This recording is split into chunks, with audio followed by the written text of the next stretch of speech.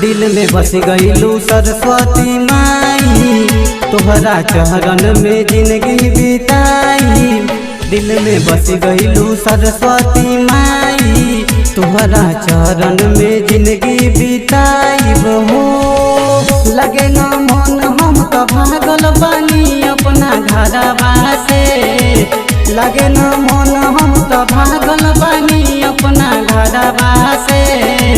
खाली न हाथ के बुझाए माई हो दुआरवा से, खाली न हाथ के बुझाए माई हो दुआरवा से, खाली न हाथ के बुझाए माई हो दुआरवा से। Mix by Chandan Pandey.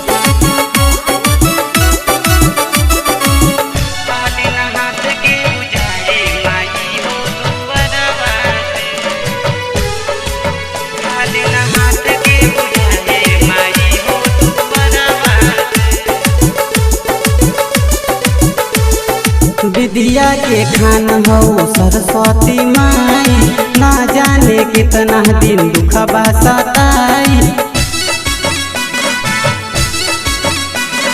विद्या के खान हो सरस्वती माई, ना जाने कितना दिन दुखबा सताई।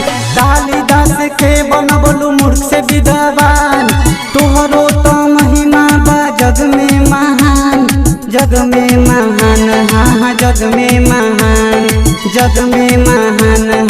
हाँ जग में महान। देख ले तू एक बार हमके तू अपन नजरवा से, देख ले तू एक बार हमके तू अपन नजरवा से। खाली न हाथ के बुझाए माई हो दुआरवा से, खाली न हाथ के बुझाए माई हो दुआरवा से, खाली न हाथ के बुझाए माई हो दुआरवा से।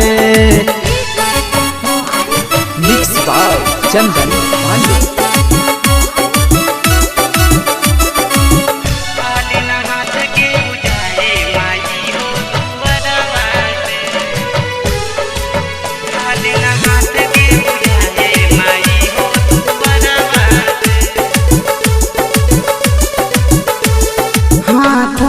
बिना पानी हंस के सवारी, बेटवो के दे तू जिंदगिया सवारी। हाथों में बिना पानी हंस के सवारी, बेटवो के दे तू जिंदगिया सवारी। पूरा होई कबल संजय सिंह के विश्वास, तोहरे से जुड़ल बा माई सुनायास, माई सुनायास। हाँ माई सुनायास, माई सुनायास। हाँ माई सुनायास।